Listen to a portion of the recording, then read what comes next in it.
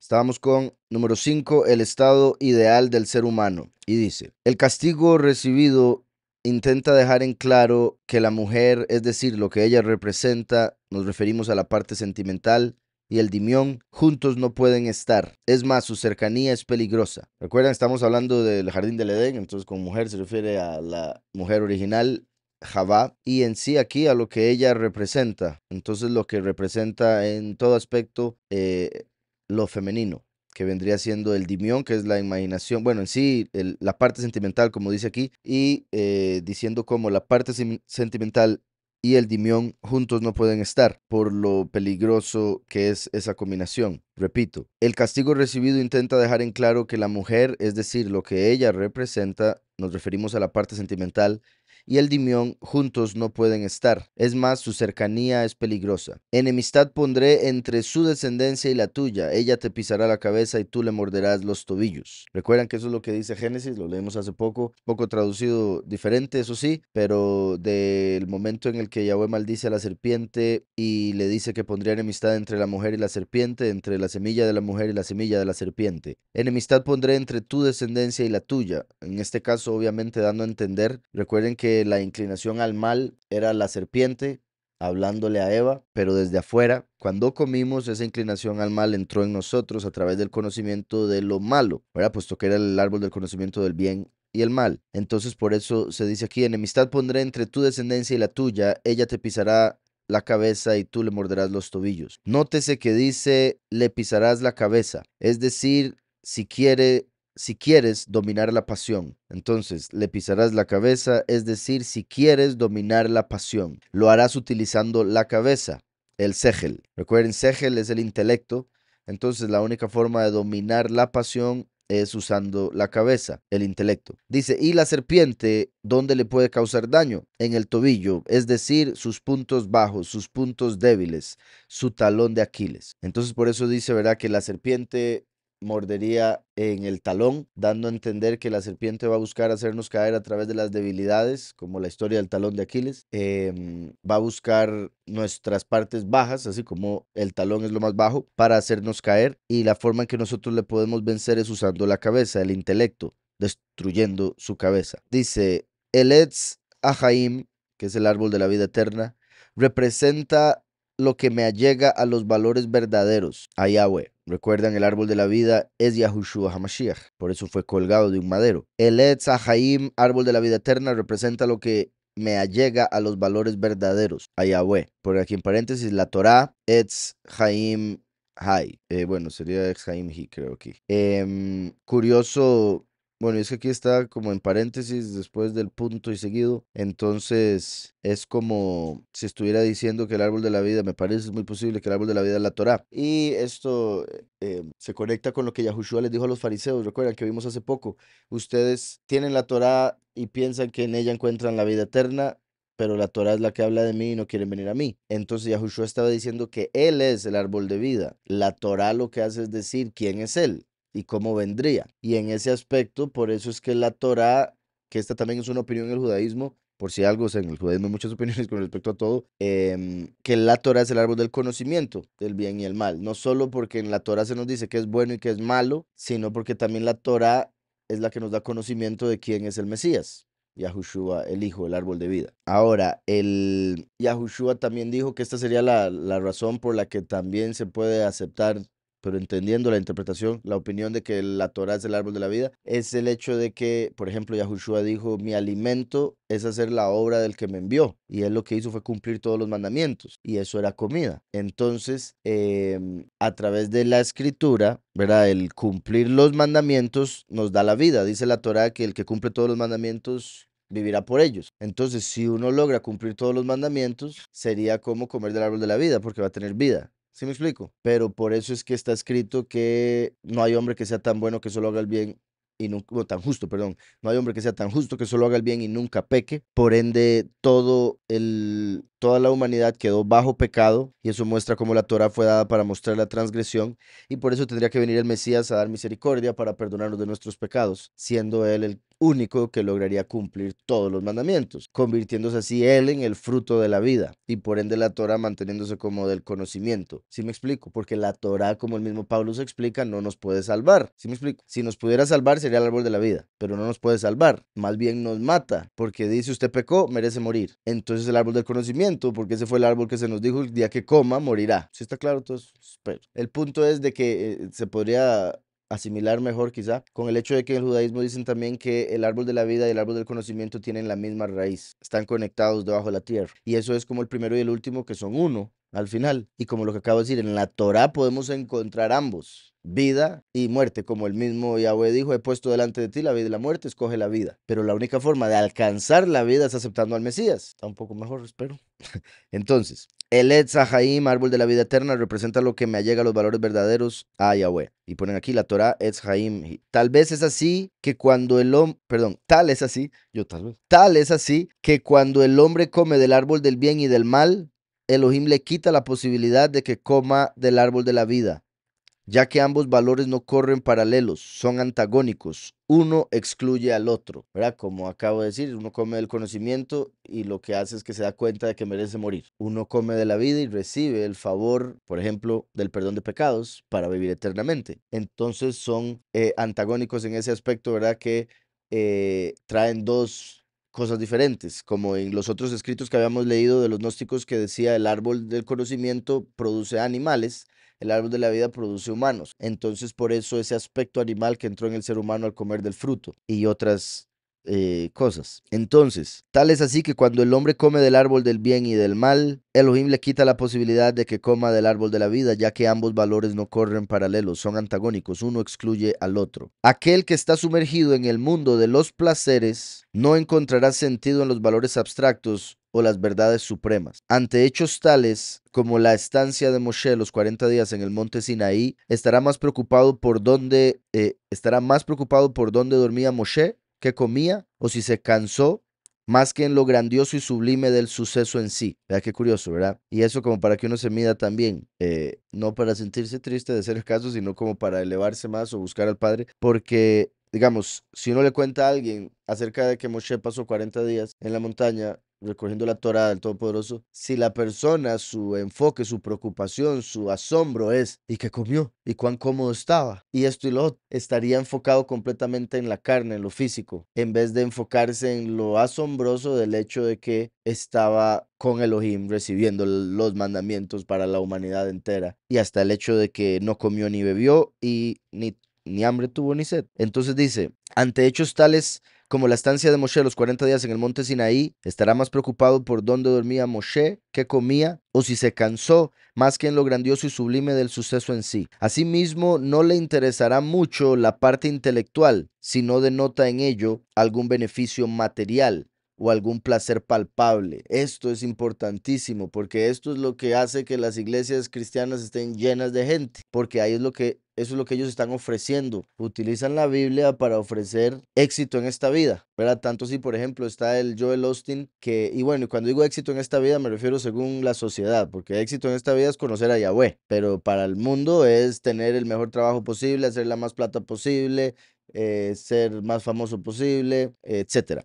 Entonces, dice, asimismo no le interesará mucho la parte intelectual, vean esto, porque eso es algo que tristemente he notado muchísimo, de que la gente no le interesa la parte intelectual de la escritura, que es la más importante. No les gusta, no quieren leer, no les interesa el conocimiento, lo que quieren es, ¿verdad? Las canciones, los saltos, los gritos, las palabras, la emoción, exacto. Las palabras vacías que hacen sentir un montón de cosas, o sea, me refiero a que cosas que no sienten, que dicen, ¿verdad? Y cosas así. Y a mí hasta me han dicho, bueno, sí, que para qué el conocimiento, que para qué saber tanto, que estamos en la gracia, que es por la gracia y por la gracia, entonces que ya no se necesita saber nada, nada más básicamente espera el rapto y punto. Y hay mucha gente así, principalmente como digo en el cristianismo, que no les interesa conocer la escritura y por ende no les interesa conocer a Yahweh, lo que les interesa es tener una vida cómoda. Ajá.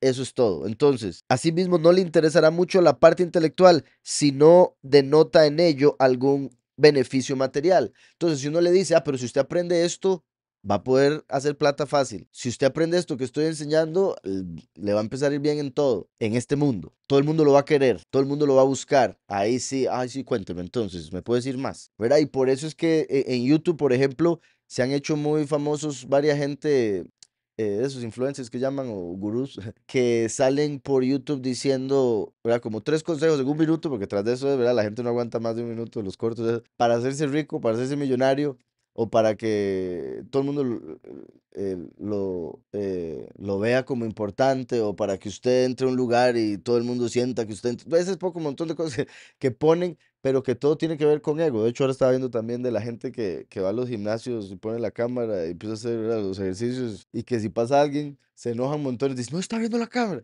Y es sorprendente a lo que se ha llegado, que están en esas y bueno, y así hay un montón de personas, tristemente, obviamente enfocados en algo que no tiene ningún sentido. Pero aquí hablando de lo espiritual, lo cristiano, vemos que en el cristianismo suelen decir muchísimo eso de venga y pacte, si usted da aquí, si usted echa aquí, le va a entrar en la cuenta un montón de plata, ¿verdad? Le va a ir súper bien. Y así caen y así se hacen parte de esos grupos, repito, porque no les interesa la parte intelectual, sino denota en ello algún beneficio material o algún placer palpable, algún placer palpable. Por eso también, y uno lo entiende, porque me imagino muchos pasamos por ahí, uno le gustaría que la espiritualidad, o sea, y me digo en la carne, repito, era empezando, que fuera algo, un sentimiento palpable. Y por eso es que llegan a esas iglesias, ¿verdad? Y tocan y caen y todos están esperando sentir algo y muchos hasta se dejan caer porque quieren sentir lo que piensan que la otra persona está sintiendo. Y los dos están cayendo por pura influencia del otro que vieron caer. ¿Sí me explico? Todos se dejan llevar y bueno, y eso también lo vemos en las masas. Cuando juegan partidos de fútbol, cómo se ponen el montón de gente cuando están juntas, muy diferente a cómo actuarían estando individuales. Entonces eso pasa en las iglesias y no solo por la influencia del montón de gente que hay, por lo que buscan, por lo que anhelan, por lo que ven y piensan que debería ser, sino que también en estas iglesias obviamente trabajan espíritus, ¿verdad? No es solo esa influencia emocional de otras personas, sino influencia espiritual también. Como he dicho, se habla, ¿verdad?, del espíritu de Kundalini como uno de los que trabaja en esas iglesias donde llegan las personas a tratar de tener una experiencia espiritual y en realidad lo que quieren es llegar a sentir cosas, ¿verdad? Quieren sentir algo en su interior para sentir que es real lo espiritual y no se dan cuenta que no se trata de eso, lo espiritual, porque eso ya tiene que ver con la carne, con lo físico, y carne y sangre no heredará el reino. Si me explico, esta carne no puede tener nada que ver con lo espiritual, por eso Yahushua le dijo a Pedro, esto no te lo reveló carne ni sangre, sino mi Padre que está en los cielos. ¿Sí me explico? Entonces, enfocarse en carne y sangre para creer en una revelación es muy equívoco y es algo en lo que cae mucha gente. De hecho, también me escribió una persona, uy, qué triste, para preguntarme por qué. Bueno, ¿se acuerdan lo que les había dicho de algo que andan diciendo algunos del logo nuestro? Que bueno, ya cambió un poco el logo, pero no dudo que ahí también encuentren cosas.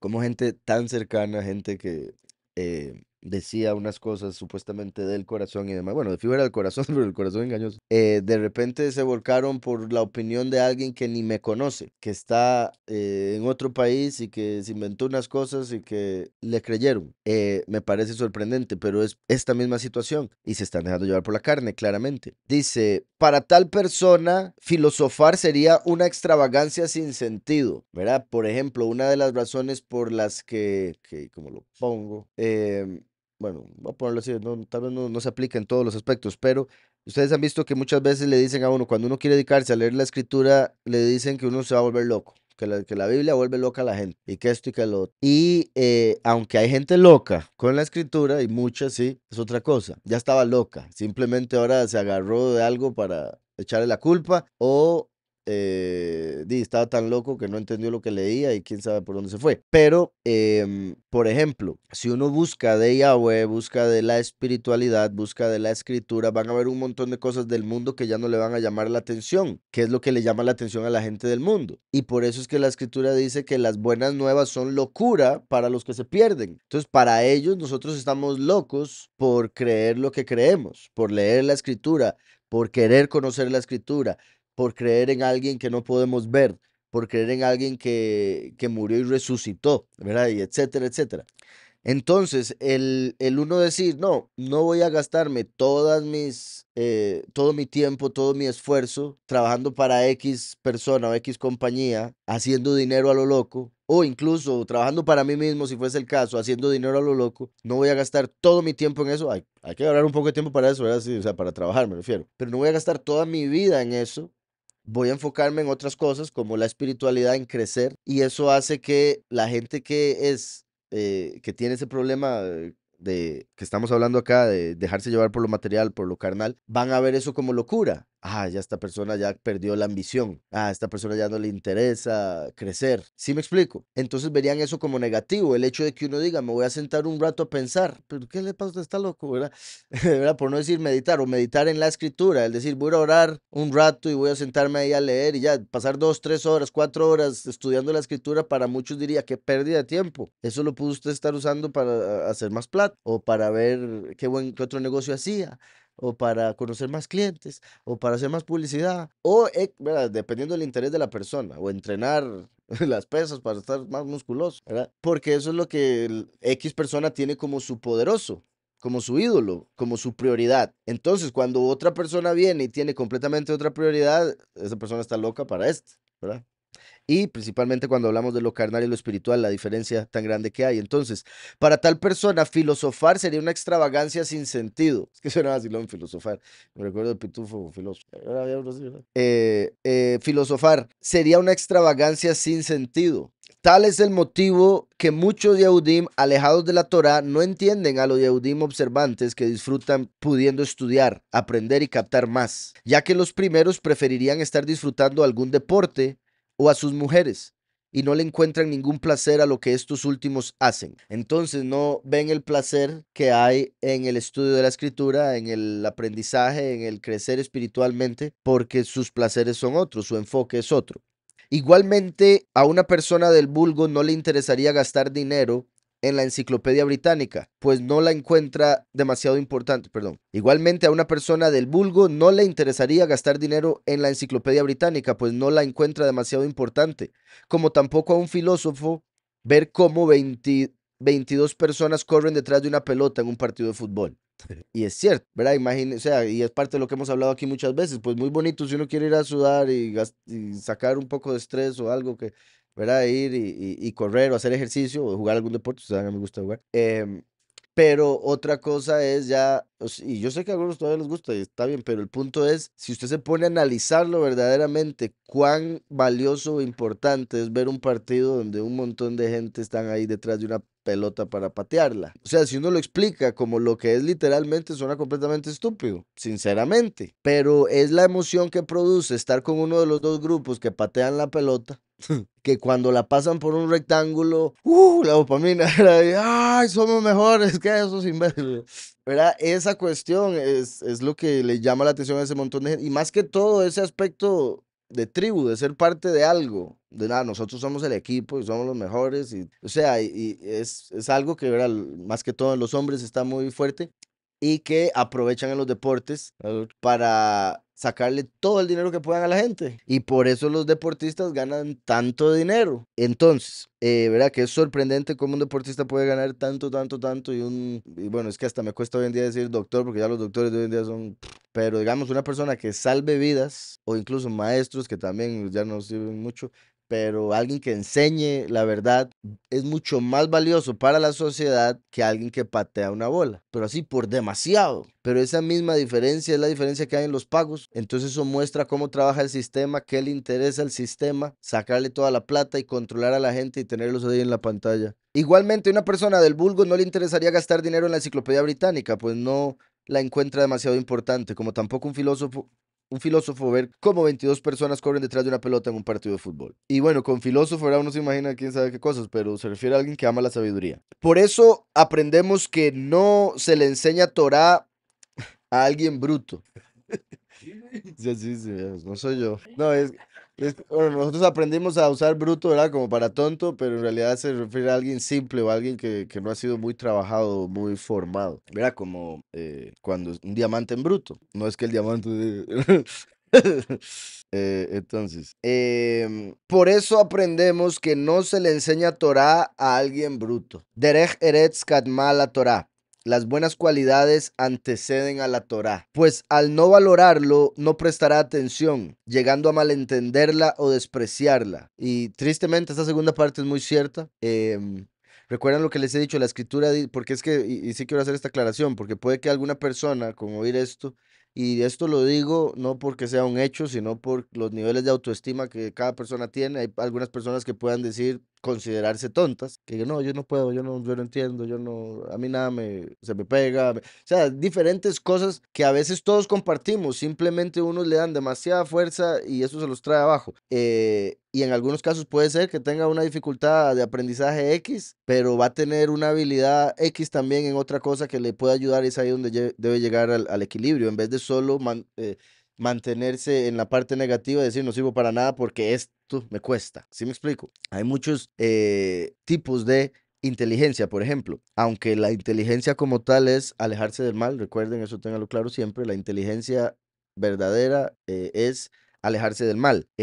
Pero cuando hablamos de intelecto, hay diferentes formas. Hay gente que es inteligente para la matemática, otros serán inteligentes para el idioma y así. Entonces, la escritura dice que por más tonta que sea la persona, no se perdería del camino de la verdad que él prepararía, porque él lo simplificaría todo en un camino, una verdad, una vida, ¿verdad? Bueno, un Mesías, Yahushua, el camino al Padre. Entonces, Yahweh lo llegó a simplificar y a través del Espíritu que nos enseña todas las cosas, nos enseña aquello que no entendamos si estamos dispuestos a aprender.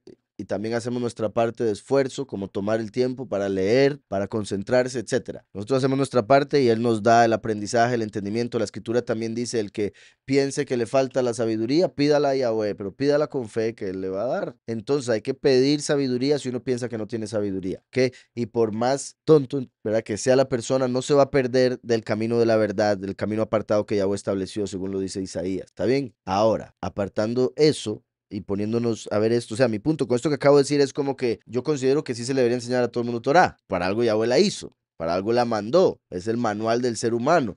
Ahora, los diferentes niveles de interpretación, ahí es donde uno ya tiene que tener cuidado, como decir, no, esta persona no está lista para estos niveles de interpretación tan profundos. Primero voy a enfocarme en la superficie del conocimiento de la Torah, y después, cuando esa persona esté más preparada, más formada y más sedienta, entonces se le da más, ¿verdad? Porque recuerden también que la escritura dice no debemos darle perlas a los cerdos. Entonces, más o menos lo que está dando a entender aquí este escrito, ¿verdad? Al decir bruto, ¿verdad? Yo diría más bien como ese cerdo al que no hay que darle perlas. ¿Por qué? Porque su enfoque es otro. Entonces, lo que va a hacer es despreciar esas perlas que se le van a dar. Pero también hay que entender que si ese X cerdo no se le da perlas, por decirlo así, en algunos casos, o bueno, no sé cómo ponerlo, pero no quedaría tan claro que es un cerdo. Y por eso hay veces que uno debe predicar aunque no lo escuchen o no le crean o no lo reciban. ¿Por qué? Porque ya queda un testimonio en contra de esas personas que no lo recibieron. ¿Sí me explico? Entonces es necesario incluso cuando no es recibido. Repito aquí, pues al no valorarlo, no prestará atención, ¿verdad? Y eso obviamente, y también como yo, que a mí me toca estar aquí enfrente y verlos a todos ustedes aprender, o, bueno, algunos aprender, es algo con lo que yo he tenido que lidiar ya por 10 no, ya 11 casi sí, 11 años, bendito Yahweh, desde que empezó la congregación, y ya predicaba antes, como les he dicho, pero nunca como ya con el nombre y ya la congregación que el Padre formó con nosotros. Y bueno, por un lado, por eso yo paso preguntando si quedó claro, y pero también por eso he sufrido mucho y me he llevado muchos como que molestias de ver gente que viene a veces y en realidad no le interesa. Entonces yo digo, ¿para qué vienen? ¿Verdad? Que los veo y, o sea, bendito Yahweh, últimamente no ha estado pasando tanto como ha pasado a través de los 11 años que estoy diciendo, ¿verdad? Como es aquí y allá, momentos donde hay algún grupo X, pero es algo con lo que he tenido que lidiar y que obviamente no me gusta, pero que también he llegado a un punto, como se los he dicho, de que libre albedrío. Allá usted, si viene aquí y viene a perder el tiempo, es problema suyo. Si viene aquí a escuchar y aprender, pues bendito Yahweh. Entonces he tenido que, ¿verdad? He buscado y espero tenerlo, ¿verdad? Un equilibrio en ese aspecto de lo que siento, porque sí me puede molestar muchísimo. Tal vez o sea, no lo noten ustedes o yo no lo muestre tanto como lo hacía al principio, porque al principio yo sí lo... ¿verdad? No había cámara, se salvaron. Pero sí, al principio sí yo era muy, con eso, muy directo. Ya después algunos pensarán que me fui suavizando, no, sigo sintiendo igual, simplemente digo, allá la persona, estoy cansado yo porque yo no, o sea, yo no tengo que obligar a nadie a llegar al reino y decir, padre, aquí se lo trae, pero se quiere ir, ¿verdad? No, o sea, el que quiere llegar, que llegue, y el que no.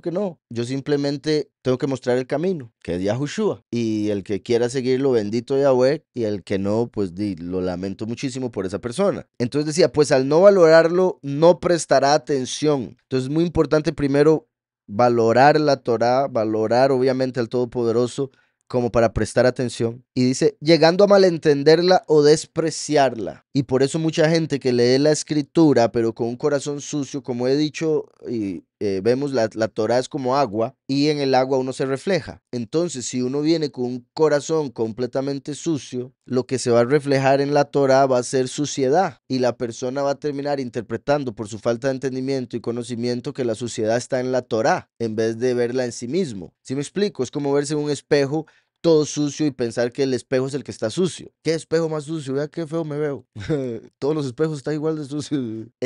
Entonces, uno debe entender que el problema está en uno, que si uno no entiende algo de la escritura, es uno el del problema, no es la escritura. Pero para eso también una de las, ¿verdad? De las claves es que nosotros sabemos por la emuná que todo lo que está escrito fue inspirado por la Ruach HaKodesh. Y cuando uno tiene esa fe, se facilita el creer que el del problema es uno.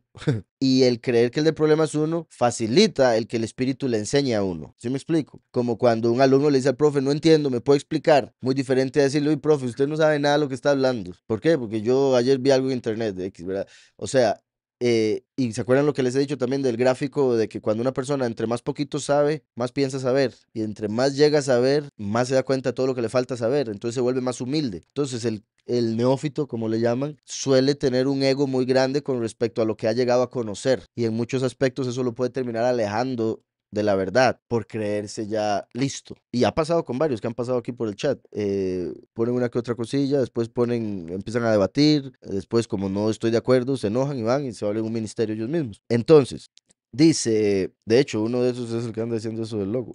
Dice, pues al no valorarlo no prestará atención, llegando a malentenderla o despreciarla, como si le hablásemos con el lenguaje de los peces a alguna liebre del bosque. De seguro no podrá captar ni imaginar lo que estamos diciéndole. Y esto también lo digo para que, no sé, se sientan mejor, espero. Digamos, como la hermana que nos acompaña tercera vez ya, que yo sé que cuando vienen aquí por primera vez, segunda, tercera, cuarta y quinta vez, a veces es como que entienden un 50%, quizá un 20%. O sea, me han dicho muchas cosas diferentes de cómo al llegar al principio casi no entienden nada. Pero entre más siguen llegando, entre más siguen viniendo, estudiando, aprendiendo, de repente todo empieza a calzar y de repente ya empiezan a entender más y más hasta que piensan entenderlo todo. Digo piensan porque a veces me doy cuenta que no, ¿verdad? Pero por lo menos es bueno que sí tengan esa fe. Entonces, digamos, una hermana, la hermana Zulay de Venezuela, que me contaba su historia, y bueno, no recuerdo cada detalle de tiempo, pero en sí, que cuando ella empezó, ella decía, no le entiendo nada a este hombre, no le entiendo nada, y que se metió en oración y que el padre le dijo, aprenda su lenguaje y le va a entender, ¿verdad? Refiriéndose básicamente a la forma en que hablo, los temas de los que hablo, y dice, ya está bien, y creo que le tomó como 3 meses, creo algo así, y ya empezó a entenderlo todo y se dio cuenta que eso era. Entonces, muchas veces, ¿verdad? Alguien viene del cristianismo con un lenguaje cristiano, y no estoy hablando de hebreo español, estoy hablando de la forma de hablar, la forma de enseñar, la forma de explicar, la forma de leer, y entran aquí y como hablamos un montón de cosas que no saben del cristianismo, imagínense, es como pasar de primer grado a sexto grado. Y sí, pero ¿qué me está hablando? ¿Esto es en matemática? ¿Qué? ¿Cómo que la hipotenusa? Pero, y que apenas le estaban enseñando uno más uno. Y ahora que saque la tangente. Y más bien se quiere salir por la tangente. Entonces, eso sucede muchas veces, pero en vez de desesperarse, salir corriendo o simplemente ver negativo por falta de entendimiento, a menos de que no lo valore, en ese caso va a ser normal que lo vea malo, es cuestión de tener shalom, de orar, pedirle al Padre, por algo estoy aquí, quizá no entiendo, pero me parece que tiene sentido, está usando la escritura por lo menos, bendito Yahweh, y quedarse hasta llegar a entender, mientras que hay otros que prefieren, no, es que el otro pastor leía un verso nada más y ya con ese verso teníamos toda la enseñanza. Entonces, decía, como si le hablásemos con el lenguaje de los peces a alguna liebre del bosque. De seguro no podrá captar ni imaginar lo que estamos diciéndole. El final de esta historia nos muestra a Adán fuera del Gan Edén. Gan es jardín. Del Gan Edén, viviendo una vida sacrificada y con sufrimientos. Eso es a lo que lleva el árbol del conocimiento del bien y el mal. Dice, pero esto fue motivado por su propia elección. Tal vez cuando estaba en el Gan Edén no era demasiado distinto el escenario físico, pero ello a él antes no le interesaba y por lo tanto no se sentía mortificado, ya que sus valores eran otros. Esto también es curioso, bueno, todo aquí, ¿verdad? Pero cómo una gente puede vivir casi que sin tener nada y puede ser feliz. De hecho, ayer lo pensaba cuando estaba en la sabana jugando. Es que hay varios, de hecho, bueno, les mencionaba esa amistad que tuvo con un paro ayer. Benito Yahweh se encuentra mejor ya, Benito el Padre. Y digo un paro porque eso fue lo que me dijeron, pero al final ya no sé ni qué es porque está digestión, pero bueno. Estaba pensando de qué curioso cómo hay gente que necesita tener el hotel 5 estrellas y avión privado y la comida, caviar y X langosta, y X cosas para sentir que puede disfrutar la vida. Y si le hace falta alguna de esas, la queja no me puedo imaginar y un montón de cosas que pueden llegar a ser este tipo de personas. Mientras que hay otros que muchos dirían que no tienen nada y que con lo mínimo disfrutan la vida como ninguno, incluso mejor que esos ricos y famosos, ¿verdad? Y viendo ahí, bueno, lo bueno que es el Padre, porque el gozo de la vida no se trata de cuánta plata se tenga en realidad y eso es lo que lo muestra. Entonces, como veo aquí, el hecho de que dice que pudo haber sido, no está diciendo que así haya sido de fijo, pero pudo haber sido el mismo mundo, el jardín del Edén, y al salir del jardín del Edén, pudo haber sido exactamente igual, pero solo la perspectiva de la cual veía a Adán había cambiado y ya eso hacía que el mundo se viera como lo peor, porque su enfoque estaba en otra cosa, ¿verdad? Si uno no se enfoca en cómo se ve o en cómo lo ve la gente o qué piensa la gente, puede andar la misma ropa todos los días, esperemos siempre limpia, ¿verdad? Puede ponerse la misma ropa que no le interesa, no tiene ningún problema. Cualquiera puede decir, ah, pero ese hombre siempre anda con la misma cuestión, harapos. Mientras que otra persona, si no anda algo nuevo todos los días, siente que no puede salir de la casa porque lo van a ver raro, ¿verdad?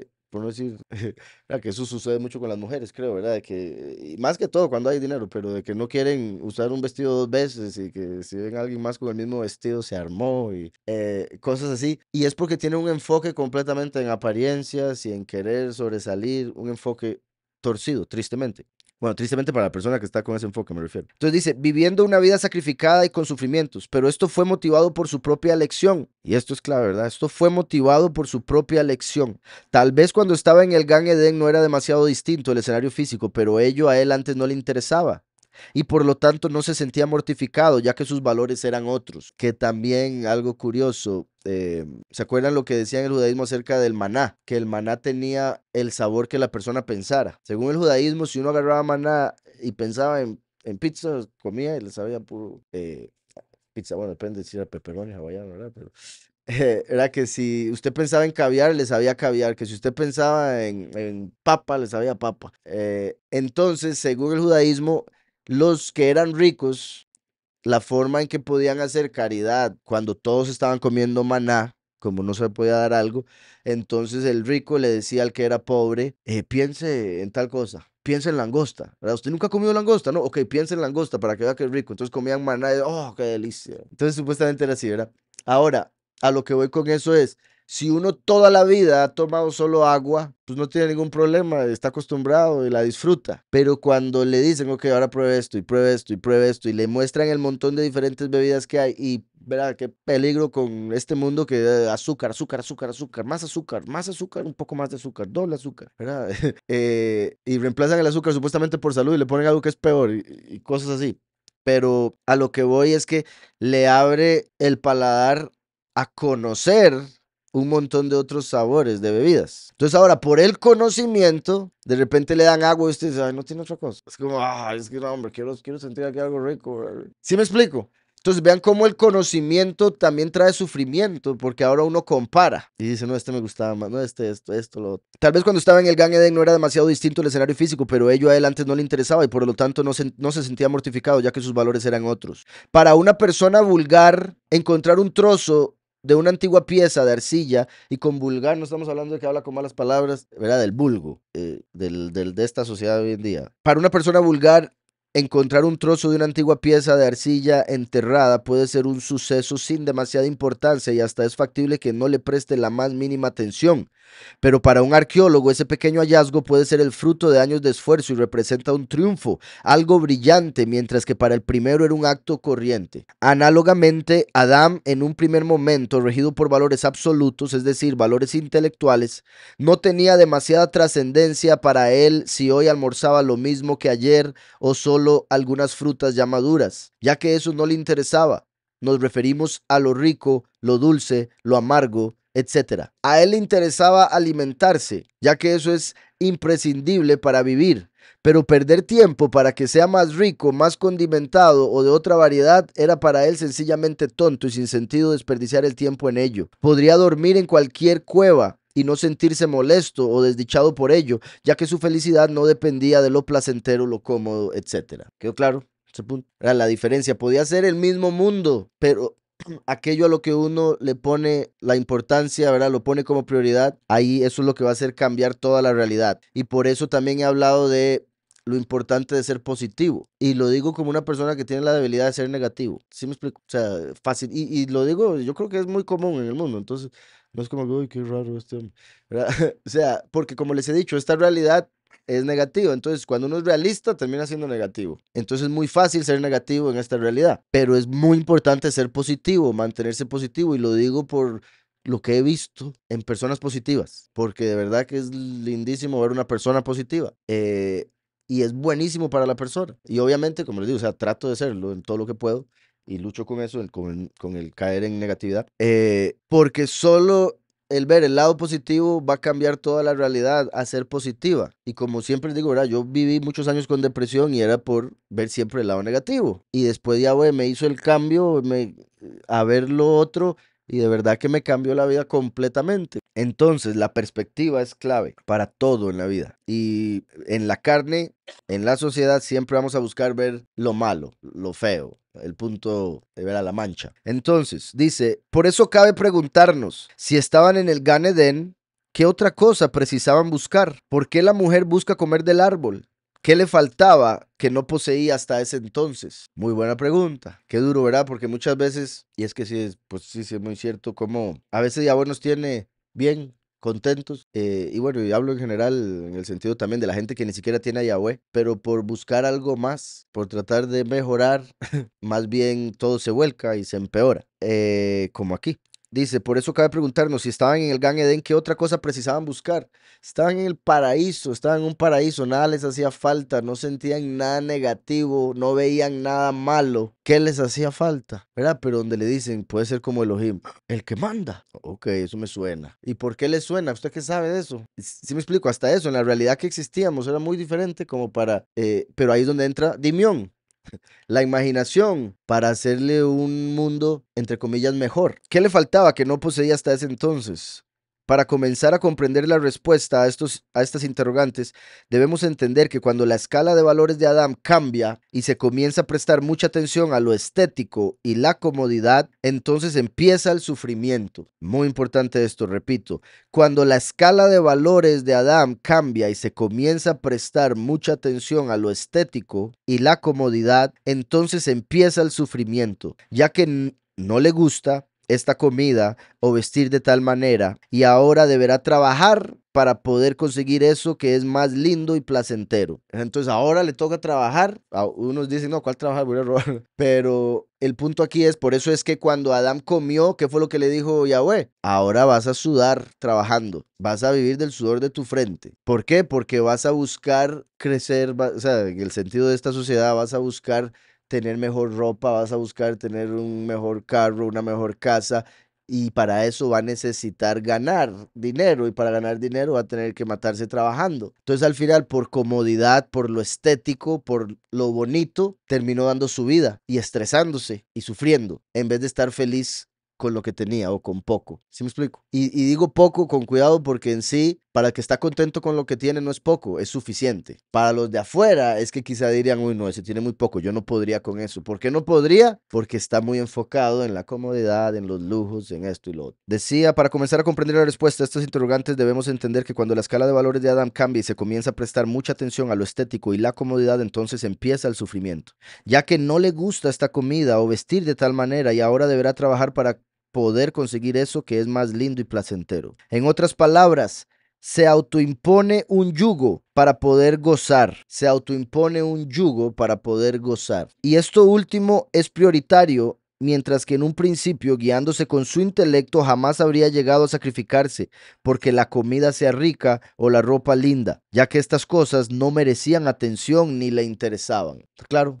Y eso también es particular, y bueno, bendito Yahweh, que es una de las críticas que me hacen a mí, mi vestimenta. Porque, ¿verdad? Las iglesias cristianas de esas que estaba hablando ahora, o sea, si el pastor no llega con traje súper caro o lo más bonito posible, lo más, ¿verdad? Y si puede también llega con el auto último modelo y la iglesia siempre la está tratando de hacer más grande y más lujosa, etcétera. Eso muestra el enfoque de esa doctrina, eso muestra el enfoque de esa prédica. ¿Sí me explico? Comodidad, lujos, dinero. Él póngase un yugo para sufrir por un disfrute X. Cuando el mismo Shlomo, el hombre más sabio antes de Mashiach, nos dice, vanidad de vanidades, todo es vanidad. Y lo único que dio Yahweh al hombre para disfrutar fue el comer y beber los frutos de su trabajo. Y por eso, como les digo, al final todo ser humano en este mundo puede disfrutar de la vida, porque lo único que se puede disfrutar verdaderamente en este mundo, según la carne, es comer y beber lo que trabajó para obtenerlo, obviamente. Entonces, decía, entonces empieza el sufrimiento, ya que no le gusta esta comida, ya lo había dicho todo eso. Ajá. Dice, las cosas que poseía Adán hasta el momento de comer del árbol del bien y del mal, las cosas que poseía Adán hasta el momento de comer del árbol del bien y del mal, ya no le alcanzan con su nueva concepción de lo importante. Las cosas que poseía Adán, ¿verdad? Y esto obviamente se conecta mucho más con el tiempo nuestro, porque uno no se imagina a Adán con cosas, ni ropa tenía. Pero es el punto de lo que les decía, vivir en este mundo, en el paraíso, sería lo mismo si uno tuviese la perspectiva correcta, la intelectual, en vez de la imaginación. Las cosas que poseía Adán hasta el momento de comer del árbol del bien y del mal ya no le alcanzan con su nueva concepción de lo importante, como ser la estética, la comodidad, etc.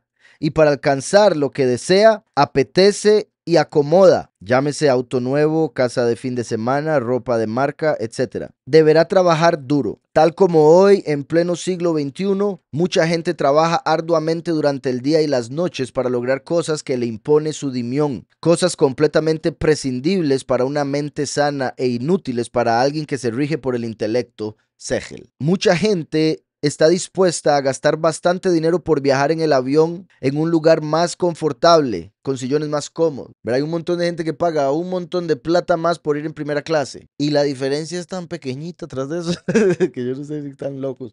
Solo por ir en un asiento un poco más grueso porque le ofrezcan comida más. Bueno, hay más comida, hay otras cosas más. Pasa directo en la fila.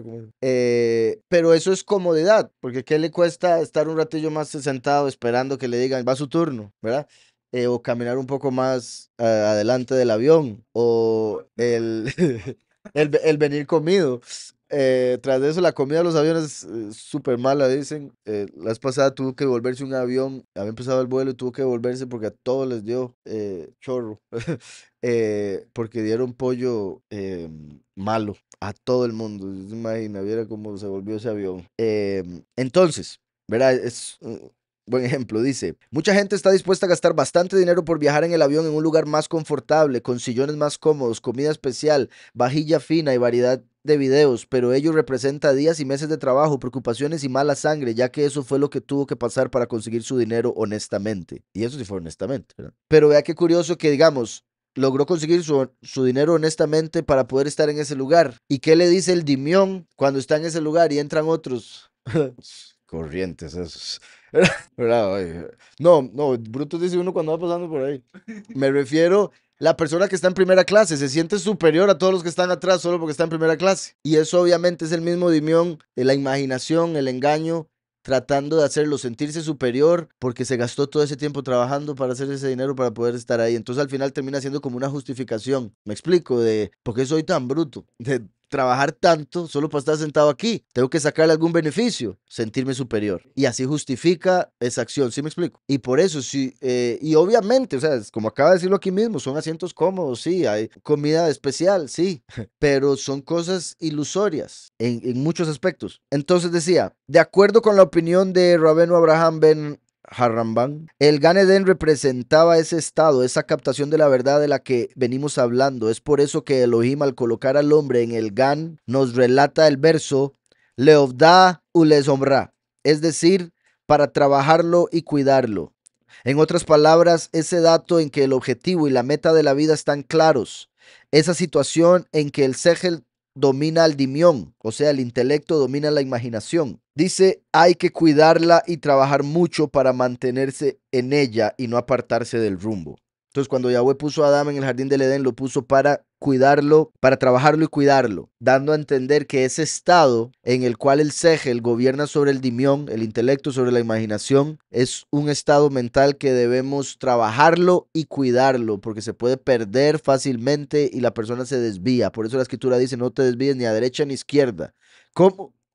Trabajando y cuidando, trabajando para trabajando en la justicia que representa la derecha, trabajando en ser justo en sus pensamientos, en acciones, en palabras, y cuidando de no irse a la izquierda que representa la injusticia, ¿verdad? Como trabaje en ser justo y cuídese de no ser injusto. Trabajar y cuidar, repito, ese estado mental. Y sí es muy importante y considero, sí, muy poderoso esto que acabo de leer para que lo mantengan en mente, ya sea que estén en ese estado, bendito Yahweh, ahora trabaje para mantenerlo. Si no está en ese estado, trabaje para llegar ahí y después cuide de mantenerse, porque también por eso la escritura dice, el que dice estar firme, que vea y no caiga, ¿verdad? Si no se cuida, si no trabaja, si no sigue trabajando, va a terminar perdiendo ese estado. Trabajarlo significa pensar y analizar todo lo que hacemos. Pensar y analizar todo lo que hacemos. Si ese acto, ese esfuerzo, esa inversión de tiempo es algo aceptado por el Segel o algo impuesto por el Dimión, ¿verdad? Eso es, pues es muy cierto, muy verdadero y como para grabárselo, para recordarlo cada vez que está pensando en algo. Repito, significa pensar y analizar todo lo que hacemos. Si ese acto, ese esfuerzo, esa inversión de tiempo es algo aceptado por el Segel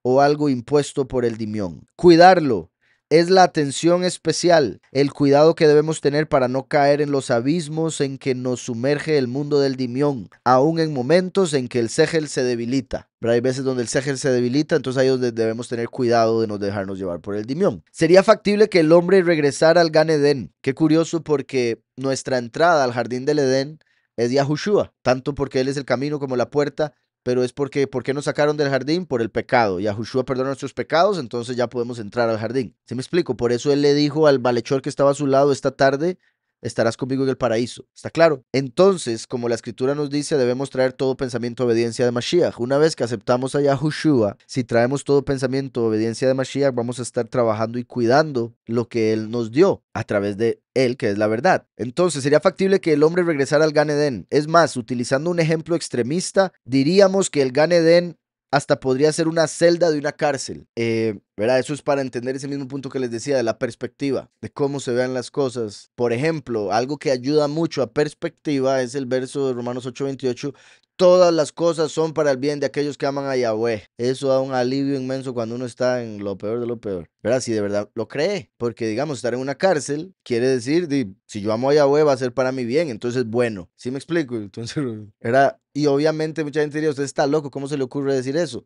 Y ese es el punto de entender lo que es la perspectiva y el guiarse por el intelecto o guiarse por la imaginación, porque obviamente una cárcel comodidad no va a tener, entre otro montón de cosas, empezando por libertad. Pero hay mucha gente que es libre y vive encarcelado en su mente, en sus emociones, en sus prejuicios, en sus miedos. Entonces, sería mejor estar en un cuarto siendo libre mentalmente a estar en la calle siendo preso, porque lo más seguro lo van a terminar metiendo preso por andar así en la calle.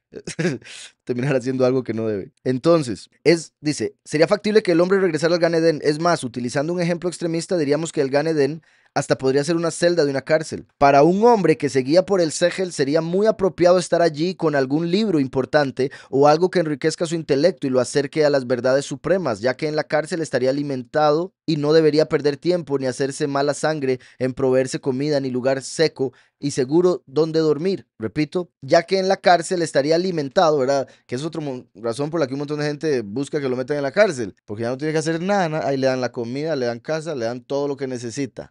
Vagos. Entonces, pero en el caso de un filósofo, ¿verdad? O de un hombre que se guía por el Segel, dice, aquí me dan comida. No está enfocado en el sabor, bendito Yahweh, ¿verdad?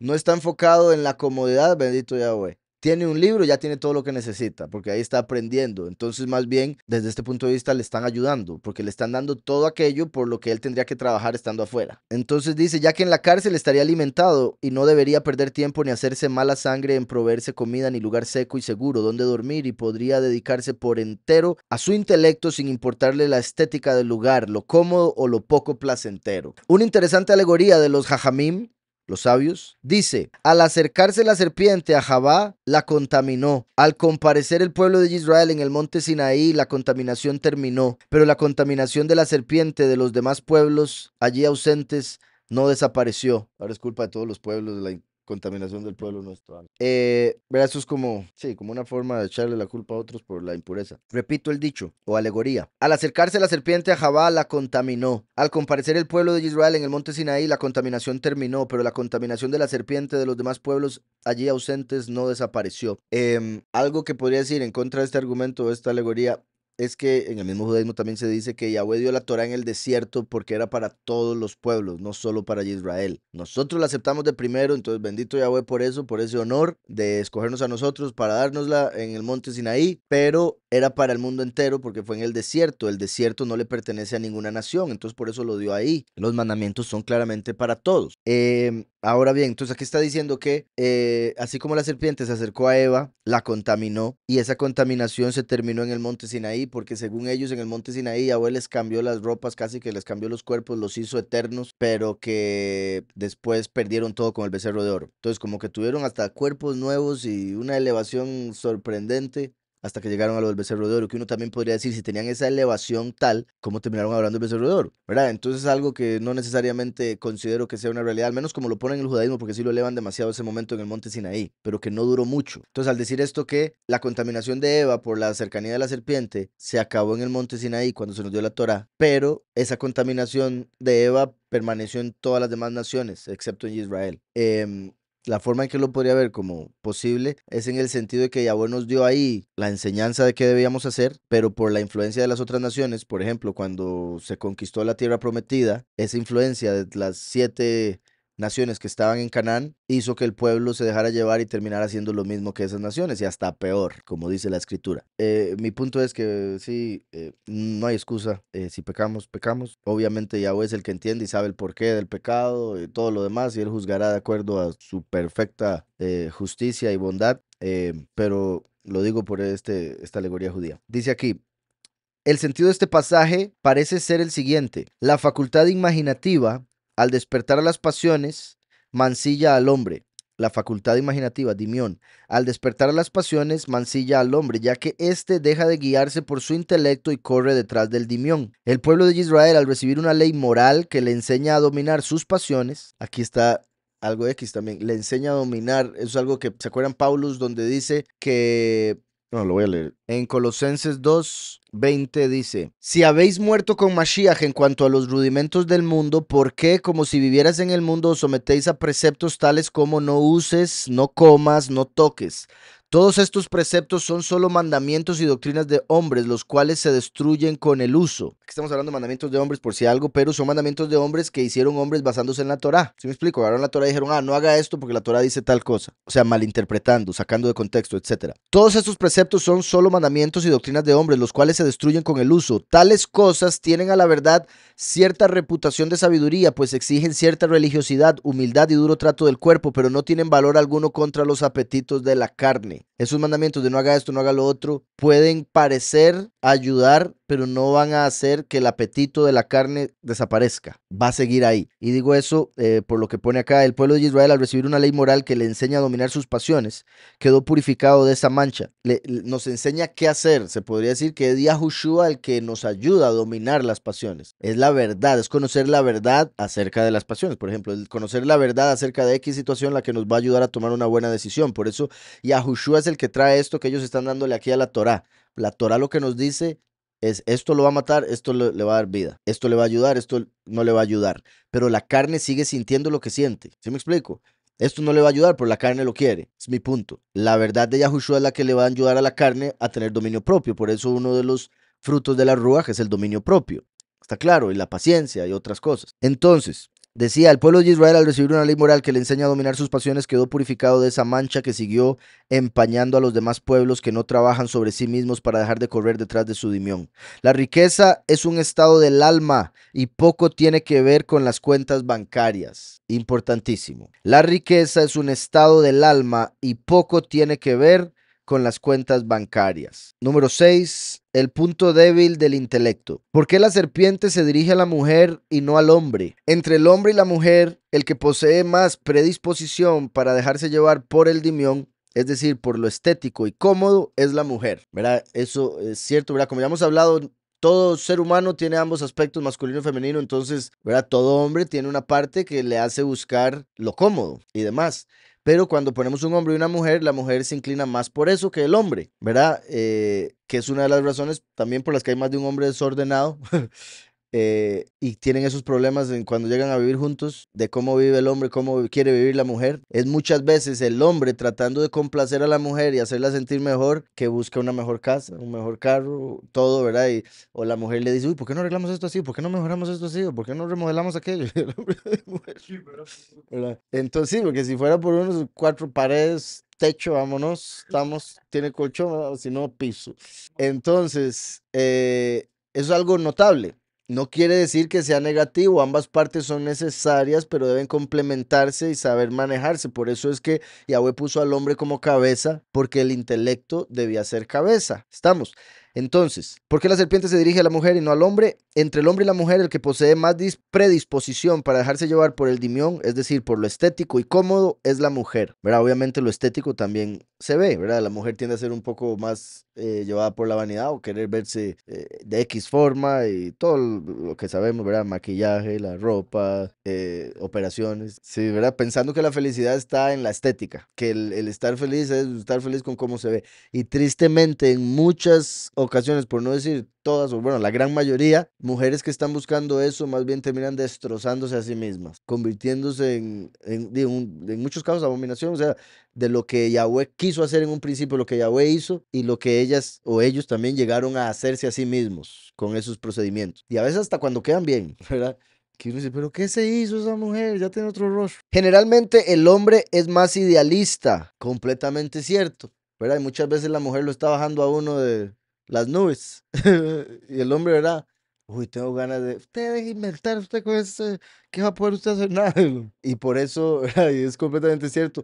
Y mujeres, no le hagan eso a sus hombres, ayúdenlos, por favor, pobrecitos. Dice, generalmente el hombre es más idealista, más abstracto, también hasta en el rostro. Generalmente el hombre es más idealista, más abstracto y analítico. La mujer, en cambio, es más realista en lo material, lo que tiene, lo que le falta, lo que tienen los demás, etcétera, ¿verdad? Cualquiera que sea sincero tiene que admitir que eso es cierto. Cuidado, alguien me dice, no, yo no soy así.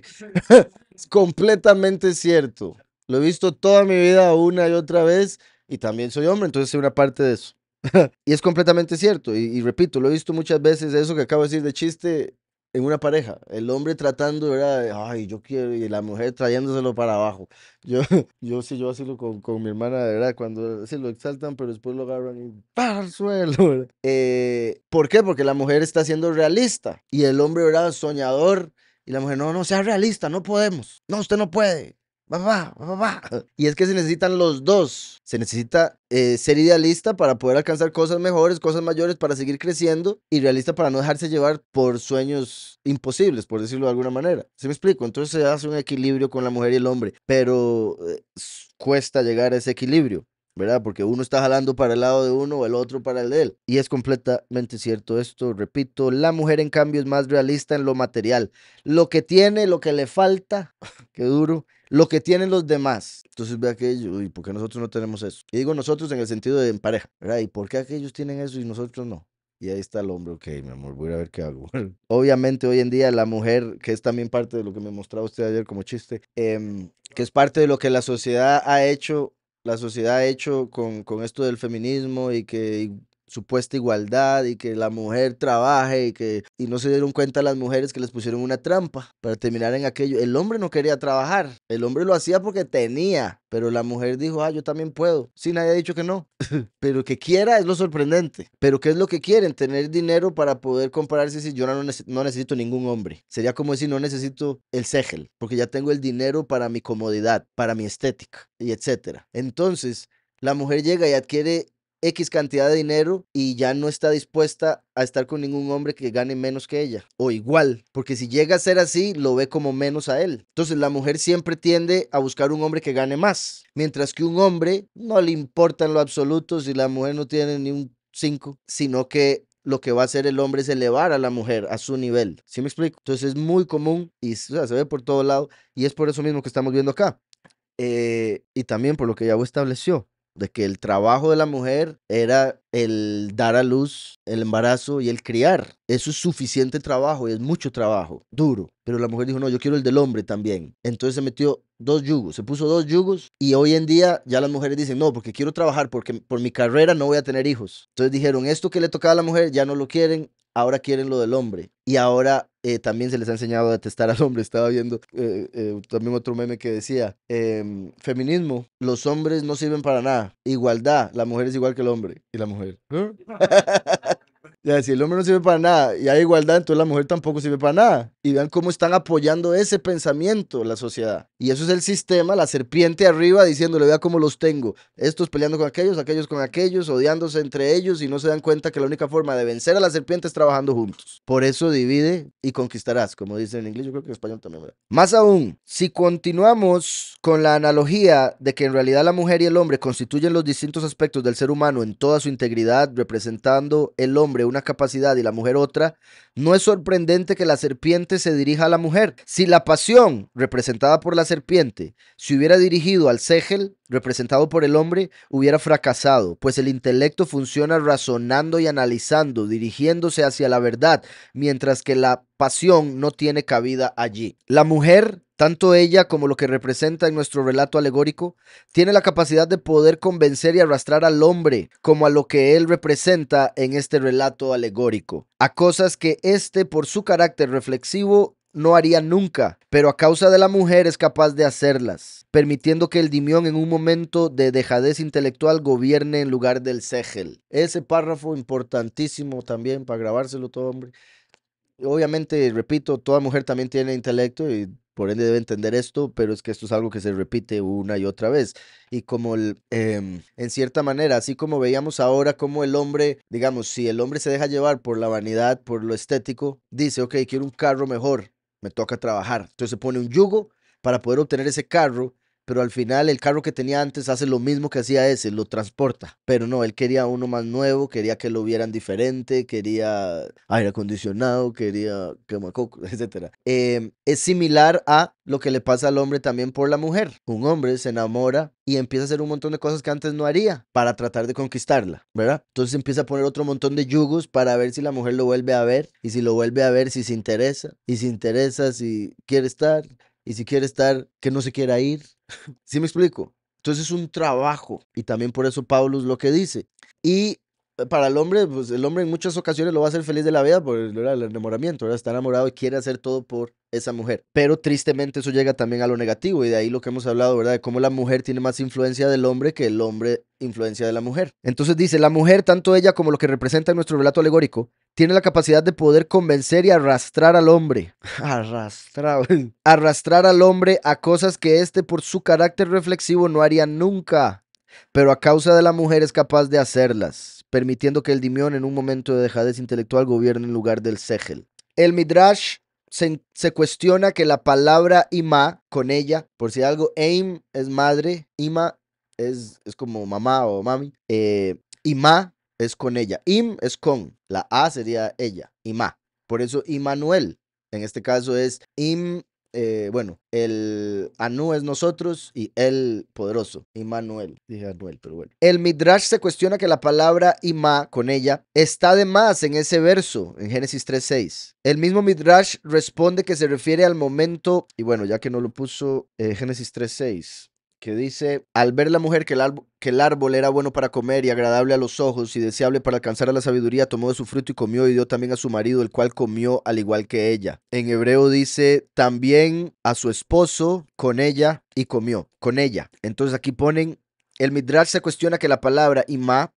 con ella está de más en ese verso. El mismo Midrash responde que se refiere al momento de la relación sexual en que estaba con ella, imá. Ese momento es un momento de debilidad del segel porque hay más ta'avá, o sea, placer, y dimión. Por eso el segel se debilita y es proclive a caer. Entonces, en el judaísmo interpretan que donde dice Imá, lo cual no era necesario porque se sabía que ella estaba ahí con él, al decir Imá se toma como que fue durante la relación sexual, porque en ese momento de placer el segel se debilita y así es más influenciable. Entonces ahí sacó el fruto. ¿Cómo? Entonces, ese momento es un momento de debilidad del segel porque hay más ta'abá, placer y dimión. Por eso el segel se debilita y es proclive a caer. Vale de ejemplo la experiencia del pueblo yahudí, que sirve a Elohim paganos, como por ejemplo a Baal Peor, para permitirse a las mujeres midianitas. Cuando llegaron a Midian, ellos empezaron, y es que es sorprendente, bueno, y recuerdan, habíamos visto a fondo lo que este Valpeor les pedía, y es un asco, era una adoración bien desagradable la que se le daba a este falso Elohim. Y con tal de poder estar con las mujeres de Midian, los hombres estuvieron dispuestos a adorar a Valpeor. Entonces es sorprendente, desde lejos, completamente tonto, y digo desde lejos porque como hay Imá, con ella fue otra cosa, puesto que al estar con esas mujeres, ellos decidieron caer adorando a sus Elohim. Y eso ahí, una vez más, la influencia de la mujer sobre el hombre, como un hombre puede terminar rechazando a Yahweh y buscando un falso Elohim por la mujer que le gusta. Y uno como, ¿qué? Sorprendente. Y también por eso muchas veces sucede que una mujer o un hombre dice creer en el mismo solo para tener a esa persona. Y una vez que ya lo tiene, ¿que creía yo qué? No, hombre, esto está loca. Vale de ejemplo la experiencia del pueblo yaudí que sirve a Elohim paganos como por ejemplo a Valpeor para permitirse a las mujeres midianitas. Sin necesidad de remontarnos tan lejos, en nuestros propios días sabemos que para promocionar productos se utilizan mujeres atractivas y vestidas muy sensualmente para atraer al público hacia ese producto. Y no seamos ingenuos creyendo que eso no da resultado, ya que si no fuera así no se invertirían millones de dólares en este tipo de publicidad y promoción. Así es. Aunque hoy en día por la diversidad lo están cambiando, pero está siendo un fracaso. Número 7. Del dicho al hecho. Todo el mundo le digo. Si analizamos el texto de lo que Elohim le ordena al hombre y lo comparamos con lo que la mujer le relata a la serpiente acerca de qué fue lo que Elohim les encomendó, descubriremos que qué fue lo que pasaba por la cabeza de ella. El texto de lo que Elohim le ordena es claro. Génesis 2, 16, 17 y 18. Vaitzav Hashem Elohim al Adam lemor mikol etz hagan achol tohal. Umietz hadaat tov barra lo tohal mimenu ki vayom ajalja motamut. Y ordenó, bueno, ahí dije Hashem porque ahí estaba, pero... Y ordenó Yahweh Elohim al hombre diciendo, de todo árbol del huerto podrás comer, pero del árbol del conocimiento del bien y del mal no comerás de él, porque el día que coman morirás. Esa es la traducción literal, literal. Morir, morirás. Sin embargo, lo que la mujer le dice a la serpiente es, Génesis 3, 2 y 3, Vatomer Haisha el Hanahash, umiperi etz hagan nohal. umiperi ha'etz asher betoch hagan hamar Elohim. Lo tohelu mimenu. Dice velo tigeu bopen tamutum. Y dijo la mujer a la serpiente, del fruto de los árboles del jardín comeremos, y del fruto del árbol que está dentro del jardín, dijo Elohim, no comerán de él y no lo tocarán por si murieran. Si observamos con atención, notaremos que 7 cosas cambió la mujer de lo que Elohim dijo. Ahora, aquí no necesariamente las cambió la mujer. La escritura no nos dice la mujer las cambió. Si vemos que lo que ella responde cambia lo que Elohim le había dicho a Adán. Pero como les he dicho, pudo haber una conversación entre ese momento que Elohim le dice a Adán y después cuando separan a Eva de Adán. Y ahora Adán le cuenta a Eva. Y por eso les he dicho que de ahí salió el primer mandamiento de hombre, ¿verdad? Adán significa hombre. Entonces el primer mandamiento de hombre, el primer mandamiento de Adán, no de Yahweh, porque Yahweh Elohim dijo, no coman del fruto. Pero Eva dijo, ni lo podemos tocar. Eso indicaría que Adán le dijo a Eva, no podemos comerlo, ni lo toque,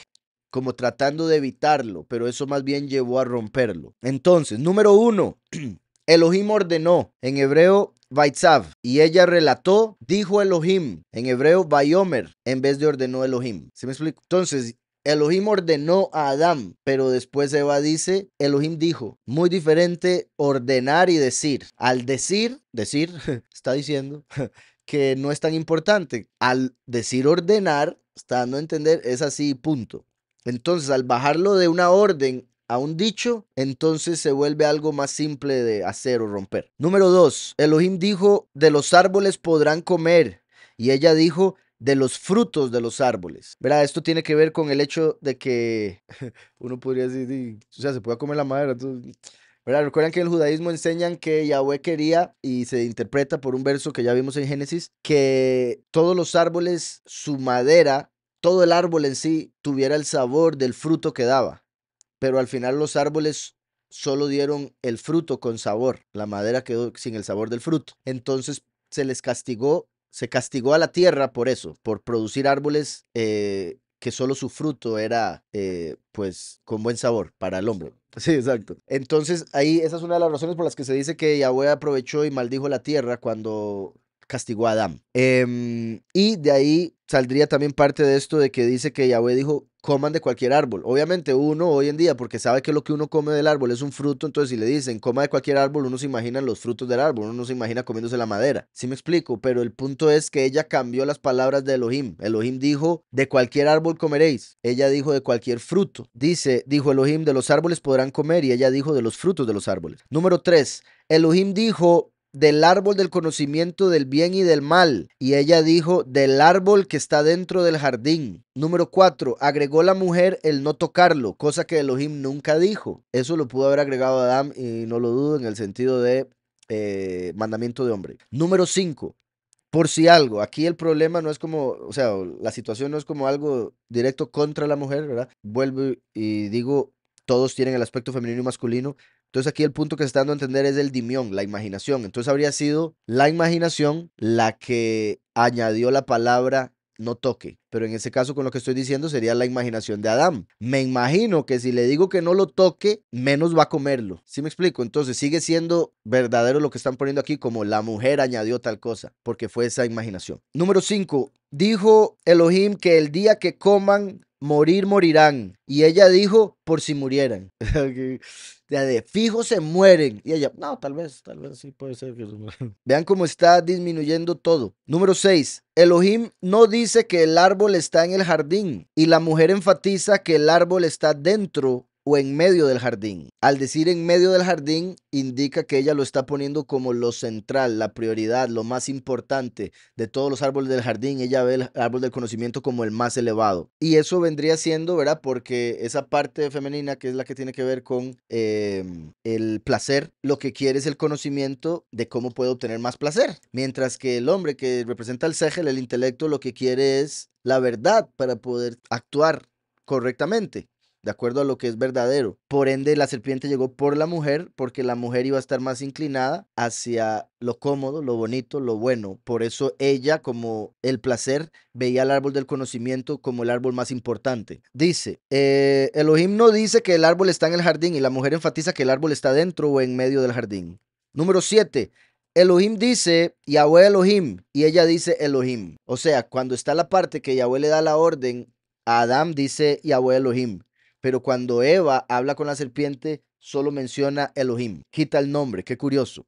¿Verdad? Quita el nombre de Yahweh y eso llevó al pecado. Cada una de estas pequeñas omisiones, entre comillas pequeñas, nos hablan de lo que pasa por la mente de la mujer y lo que ella representa. El primer punto nos demuestra que lo que encomienda Elohim, es decir, la palabra de Elohim es importante, pero no es lo más importante, ¿verdad? Porque pasó de Elohim ordenó a Elohim dijo. Entonces, la palabra de Elohim es importante, pero no es lo más importante. Es decir, hay lugar a otras cosas. No es como una orden que no deja lugar a nada más.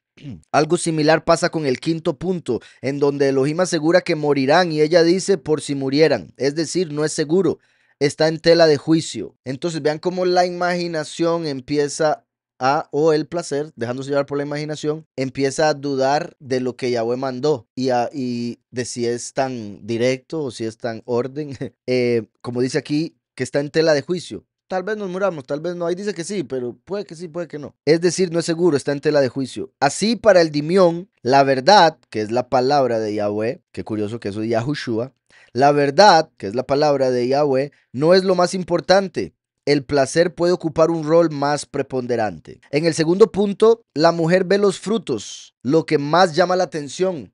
¿Verdad? Porque él dijo, coman de todo árbol, excepto del conocimiento. Ella dijo de todo fruto. Eso muestra el enfoque, porque el fruto es lo más llamativo del árbol. Por eso Yahweh hizo los frutos de colores. Entonces el fruto, si uno ve un árbol, lo que más le va a llamar la atención es si tiene frutos, ¿verdad? Eso muestra cómo su enfoque estaba en lo bonito, en lo llamativo, en lo estético, en vez de en lo funcional, en este caso como el segel, en el árbol, la madera, el crecimiento, etcétera. Entonces, en el segundo punto, la mujer ve los frutos, lo que más llama la atención. Está al mismo nivel que los animales ven los frutos, por eso los frutos son vistosos y de vivos colores para que los coman y dejen caer las semillas. Los animales tienen dimión y no segel. La mujer está actuando igual. Por eso hizo Yahweh así los frutos, para que los animales les llame la atención y vayan y los agarren y dejen la semilla por ahí y crezca otro árbol.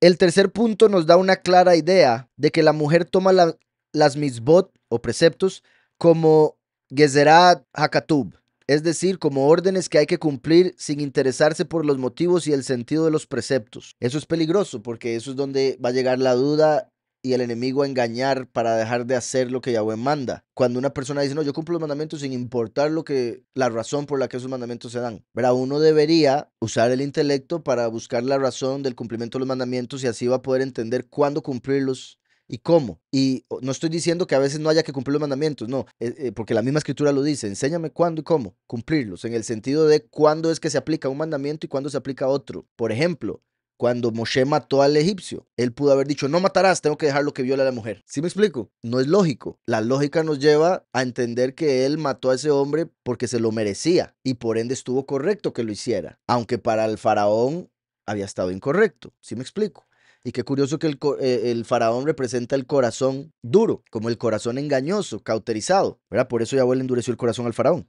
Dice, el tercer punto nos da una clara idea de que la mujer toma las misbot o preceptos como Gezerat Hakatub, es decir, como órdenes que hay que cumplir sin interesarse por los motivos y el sentido de los preceptos. Mientras que Elohim explica cuál es la esencia del árbol, la mujer dice el árbol y punto, sin detenerse en los motivos y sentidos de los preceptos. El tercer punto es donde Elohim dijo el árbol del conocimiento del bien y el mal, y ella dijo el árbol que está dentro del jardín. Él dijo la esencia de ese árbol, conocimiento del bien y el mal. Ella simplemente está en el jardín, sin importar lo que fuese que daba. Sin detenerse en los motivos y sentidos de los preceptos. Dice aquí, mientras que Elohim explica cuál es la esencia del árbol, la mujer dice el árbol y punto, sin detenerse en los motivos y sentidos de los preceptos.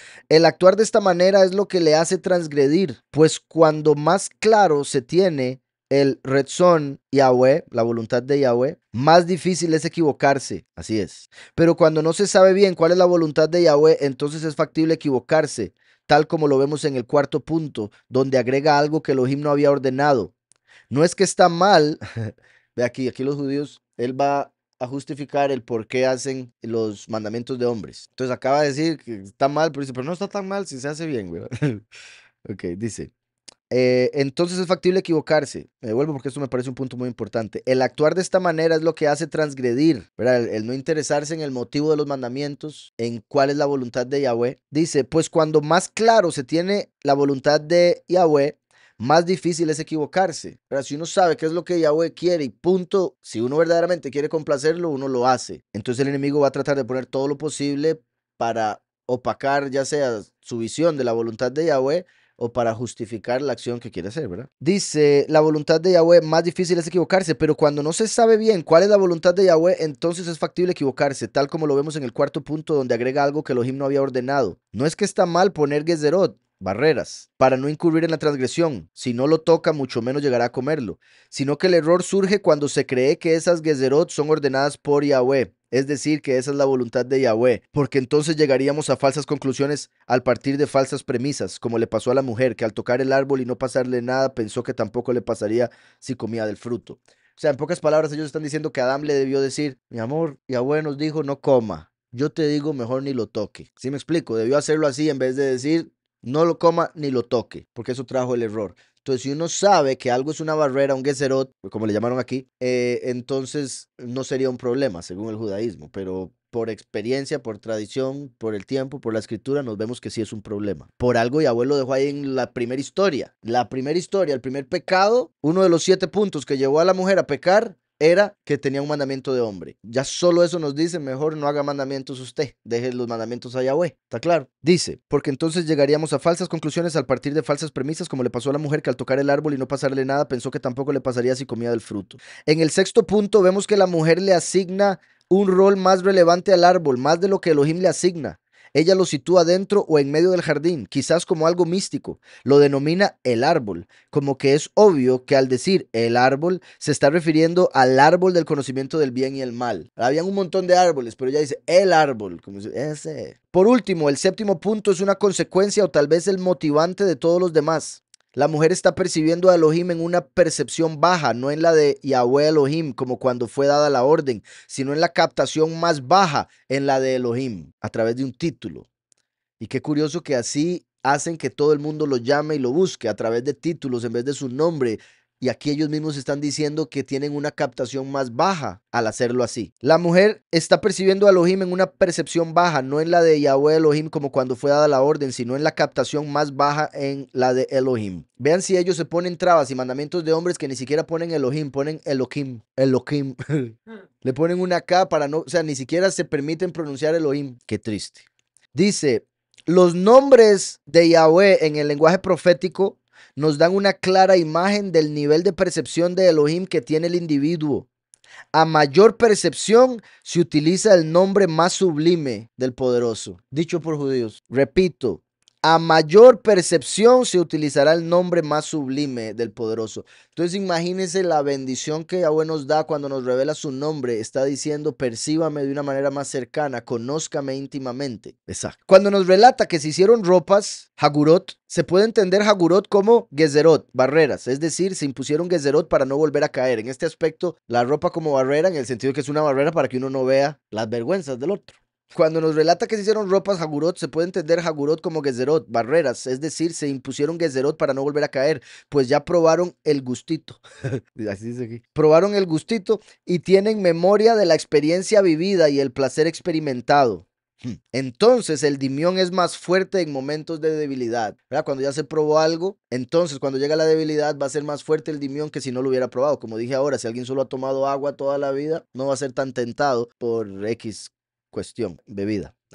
Dice, porque no solo tendrá argumentos, sino también sensaciones vividas. No solo la imaginación, va a usar argumentos X que le van a parecer intelectuales, lógicos, porque ahora está utilizando el Segel, si se deja llevar por ahí, sino que también tiene sensaciones. La memoria le va a recordar cosas. Entonces el dimión es más fuerte en momentos de debilidad, porque no solo tendrá argumentos, sino también sensaciones vividas. Por eso se impone en Gezerot para contrarrestar ese peso, ese poder extra que ahora posee el dimión. El mensaje aquí es claro, si realmente queremos controlar las pasiones, no debemos pensar que cuando más alimentemos nuestras pasiones, más saciadas estarán. Esto es importantísimo de recordar. El mensaje aquí es claro, si realmente queremos controlar las pasiones, no debemos pensar que cuanto que cuando más alimentemos nuestras pasiones, más saciadas estarán. Esto sería como sumar el hambre a las ganas de comer.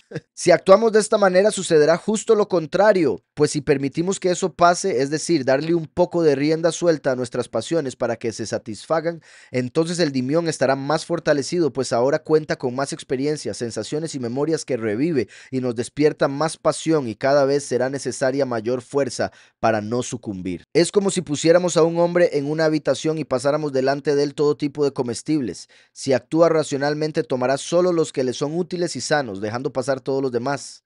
Empero, si actúa como un niño, entonces tomará todo lo que le pasen, y sus bolsillos se llenarán rápidamente de dulces y cosas por el estilo. Entonces, ¿por qué sorprendernos si al poner la mano en el bolsillo no salen sino dulces y cosas que no alimentan? Es por ello que si la persona no tiene una idea clara de lo que es Yahweh y de lo que no es correcto aplicarle o atribuirle a Yahweh, será más fácil hacerle errar y pensar que Él no existe. Repito eso. Es por ello que si la persona no tiene una idea clara de lo que es el Todopoderoso y de lo que no es correcto aplicarle o atribuirle a Yahweh, será más fácil hacerla errar y pensar que Él no existe. Por ejemplo, si la concepción de Elohim que tiene ese individuo es que Él es el que hace justicia, fácilmente puede pensar que Él no existe, al parecerle que no hay justicia en el mundo, o cuando lo percibe solo como todopoderoso, es decir, si no ve poder, etcétera.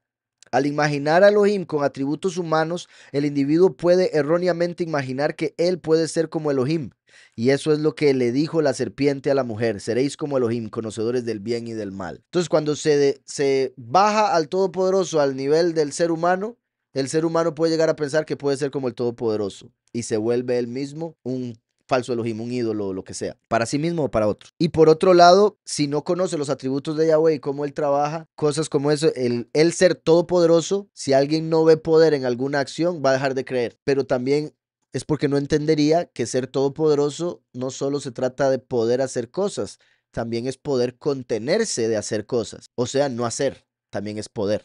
¿Sí me explico? Entonces, estos puntos son necesarios para poder responderle al Dimión cuando el Dimión lo quiere alejar a uno del la verdad del Padre. Entonces también que Yahweh es justo. Si alguien piensa que toda la justicia de este mundo es el Todopoderoso el que la lleva a cabo, entonces llegaría a dejar de creer en Él porque hay mucha injusticia en el mundo. Entonces parece que Él es injusto, pero no entienden que hay un montón de velos entre ese suceso y las razones por las que Yahweh lo permitió y lo que vendrá después en el tiempo. Maimónides lo denomina la vía negativa, es decir, el ser humano no puede percibir a Elohim, pues comprenderlo sería ser el mismo, ya que Elohim y su conocimiento son una unidad absoluta. Pero lo que sí puede saber el hombre es que no es Elohim, y por medio de ello estar menos equivocados acerca de lo que es correcto o no pensar acerca de Elohim o atribuirle a él. ¿Acaso la serpiente les mintió? ¿Cómo puede ser que le dijo que serán como Elohim y cuando comieron no se convirtieron en Elohim? Esto está mal, porque recuerden que Elohim mismo dice: el hombre ha llegado a ser como uno de nosotros. Ahora bien, no dice Yahweh dijo: el hombre ha llegado a ser como uno de nosotros. No, ahí sería el problema. Pero dice Elohim dijo: el hombre ha llegado a ser como uno de nosotros, porque si adquirimos el conocimiento del bien y el mal, y eso es lo que hace Elohim, juicio, saber lo que es bueno y lo que es malo.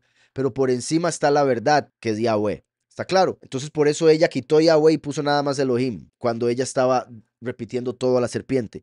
Eso es importante saber eso. Aquí el punto y la razón por la que lo están poniendo así es por el estado en el que estamos. Comparado con el de Yahweh, pues obviamente no tiene ninguna igualdad.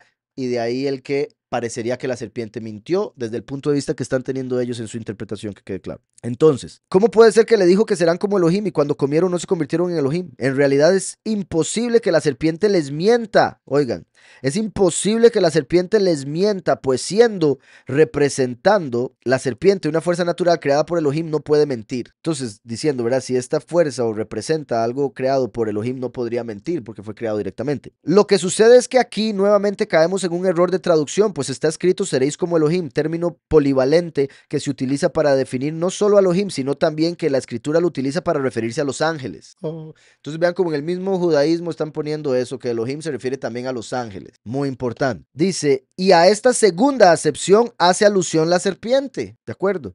Pues utiliza el plural, entonces debe traducirse: seréis como los Elohim, conocedores del bien y del mal. Aquí lo traducen: seréis como los ángeles. Pero mi punto es que si dijera seréis como los Elohim en vez de seréis como el Elohim, eso ya cambia todo. ¿Está claro? Entonces, en el judaísmo al menos sí entienden que la serpiente, con lo que acabamos de ver, no mintió. Sí nos hicimos como Elohim, pero no como Yahweh, sino como los ángeles. Entonces, en eso sí estoy de acuerdo. Era la premisa la que estaba rara. Ok. Dice, conocedor del bien y del mal. Se refiere a conocer todo tipo de cosas, aun aquellas que no le son tan indispensables al hombre, tal como los ángeles, que conocen todo. Se refiere a conocedor de todo tipo de cosas, aun aquellas que no le son tan indispensables al hombre, tal como los ángeles que conocen todo. Pero en el ser humano esto puede ser peligroso, pues le puede desviar de su verdadero objetivo, al dedicarse a curiosear todo tipo de cosas intrascendentes para su perfeccionamiento espiritual. Muy cierto. ¿Verdad? Yahweh nos puso una misión y uno debe enfocarse en esa misión, pero como tenemos el conocimiento del bien y el mal, podemos estar buscando otro montón de cosas que no tienen nada que ver con la misión que tenemos y desviarnos de la misión. Curiosamente, los ángeles, que aquí dice conocen de todo con respecto a la misión para la cual fueron creados. Entonces, si un ángel está conectado con el agua, sabe absolutamente todo del agua, pero no sabe nada de fuego, en el sentido de porque fue creado para eso. Nosotros, al ser como Yahweh, hechos a imagen y semejanza, podemos hacer de todo. Bendito Yahweh. ¿Verdad? Todo lo puedo en el Mesías que me fortalece. Dice, pero nos alejamos del tema. Estábamos en el Gan Edén. ¿Por qué la mujer una vez que ella comió le da de comer al hombre? ¿Acaso quiere perjudicarlo? No, mentira. Ay, qué duro. El comentarista Rashi cita al Midrash que responde esta pregunta diciendo que la mujer no quería morir y que el hombre se case con otra mujer. Según Rashi, la razón por la que Eva le dio de comer a Adán era porque si yo me muero, este hombre no se va a casar con otra, ¿verdad? Teniendo celos de lo que podría ser tras de eso, ¿verdad? De lo que no era, lo que podía ser según su imaginación, Dimión dijo, si yo me voy y este hombre queda solo, no, hombre, le hacen otra. Está loco. Coma. Ay, padre. Entonces dice, diciendo que la mujer no quería morir y que el hombre se case con otra mujer. Sin duda, esto nos enseña algo muy profundo de cómo piensa el ser humano. Si yo no lo logro, entonces no quiero que nadie lo logre. Pues que alguien lo logre implica una acusación en mi contra, es decir, que era algo asequible y fue una falencia mía. Es importantísimo y de hecho este es un punto que yo me he referido con respecto a la razón por la que Yahweh manda al último. Porque el último viene como todo ser humano en pecado, con inclinación al mal. Según lo que hemos visto en este mismo libro, una inclinación mayor que la de la mayoría, por lo que hemos visto en el libro. Entonces, el que Yahweh, a través de Yahushua, perdona a ese hombre, lo guía y lo lleva al punto que lo lleva, va a acusar a un montón de gente que pudieron llegar a ese mismo punto, que pudieron tener eso mismo, teniendo más capacidades, más talentos, menos inclinación al mal, etcétera. ¿Sí me explico? Teniendo más capacidades, se dejaron llevar y después este que era sordo, mudo, ciego, según la escritura, espiritualmente hablando, llega a adquirirlo. Entonces eso se vuelve un testimonio en contra de todos aquellos que no lo alcanzaron por la razón que hayan puesto o excusa. ¿Sí me explico? Pero porque es un punto importante, me gusta haberlo encontrado aquí. Ellos sí lo alcanzan, sí, pero después de eso es igual. Los 144,000 básicamente acusan a un montón. Y no que los acusen así de ellos son, sino que sus acciones hacen ver mal a los demás. ¿Verdad? Como, exacto. Sí, porque uno puede tener dos hijos y si uno es más obediente, obviamente se va a llevar los cumplidos, los halagos, los regalos. Y el otro va a decir, ay, es que ustedes lo tienen favorito. Y por algo es. Haga lo mismo. Entonces, las acciones de ese niño bueno, justo, bien educado, acusan al otro sin que el justo nos diga nada. En contraste, deja ver al otro malísimo. Entonces, pues que alguien lo logre implica una acusación en mi contra, es decir, que era algo asequible y fue una falencia mía.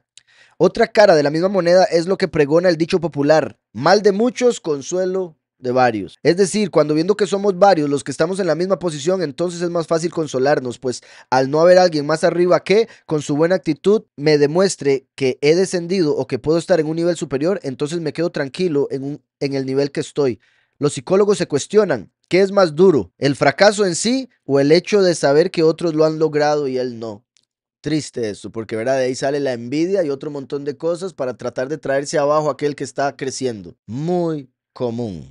Los psicólogos se cuestionan qué es más duro, el fracaso en sí o el hecho de saber que otros lo han logrado y él no. ¿Qué significa luego cuando dice Génesis 3:8? Vaishmehu et kol Yahweh mitalech vagan beruach hayom. Escucharon la voz de Yahweh que andaba, bueno, es que aquí pusieron Hashem, entonces yo dije Yahweh, pero después me pusieron Elohim. Escucharon la voz de Elohim que andaba en el jardín con el viento diurno. La voz representa aquí la nebuá, la profecía. Qué interesante porque recuerden que Yahushua es la palabra, el último es la voz y el último es llamado el profeta. Yahushua es el espíritu de verdad en carne, el último es el espíritu de profecía en carne y la unión es la Ruach HaKodesh. La voz representa aquí la profecía. No es que Elohim estaba en el jardín. Pensar esto es erróneo porque él no tiene lugar, ¿verdad? Pues él es el lugar, él es Hamakom.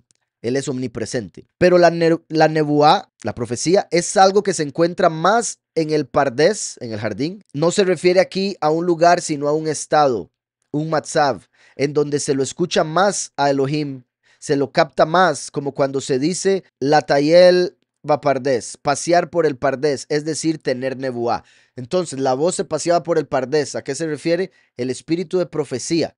Cuando uno adquiere algo de profecía o entiende algo de profecía, Yahweh lo está elevando al jardín. Por eso recuerdan, Pardés, jardín, y Pardés tiene las 4 letras de los 4 niveles de interpretación: Peshat, Remes, Derash y Sod. Entonces, el adquirir esos niveles de interpretación, de conciencia, de entendimiento, es pasearse por el jardín. Exacto, para poder escuchar la voz. Exacto. Y así reconocer al buen pastor. Buen punto. Entonces, decía, se lo capta más como cuando se dice la talla del Pardés, pasear por el Pardés, es decir, tener nebuá. Entonces, pasear por el jardín hace alusión a tener es profecía. Ruach Hayom, con el viento del día, quiere decir cuando las cosas están más claras, o sea, después que Adán se da cuenta un poco de lo que hizo y las cosas están más claras, es entonces en ese momento de elevación en donde el Segel vuelve a tomar el control de la situación, en que puede captar la palabra de Elohim, ¿verdad? Cuando, sí, se aclara un poco todo, ya llega a tener más claridad en su mente como para darse cuenta de lo sucedido, de lo que hizo, y así logra entonces captar la voz, logra escuchar a Elohim, porque ya se niveló su mente. Es interesante notar que hasta ahora Elohim aparece con el apelativo Elohim en todo este relato, y en realidad sabemos que es un nivel más bajo de captación y percepción de lo celestial, pero ahora utiliza el término Yahweh Elohim, es decir, un nivel más alto. Todo tiempo que hubo het, transgresión, pecado, fue una asagá, captación más baja, Elohim. O sea, mientras estuvo en pecado, aparece el título Elohim. Elohim dijo, Elohim hizo, Elohim apareció. Pero cuando el hombre se vuelve más claro en su pensamiento a través del Segel, entonces se vuelve a incluir el nombre Yahweh Elohim, porque a través del Segel el hombre llega a captar a Yahweh de mejor manera, más elevado. ¿Está claro?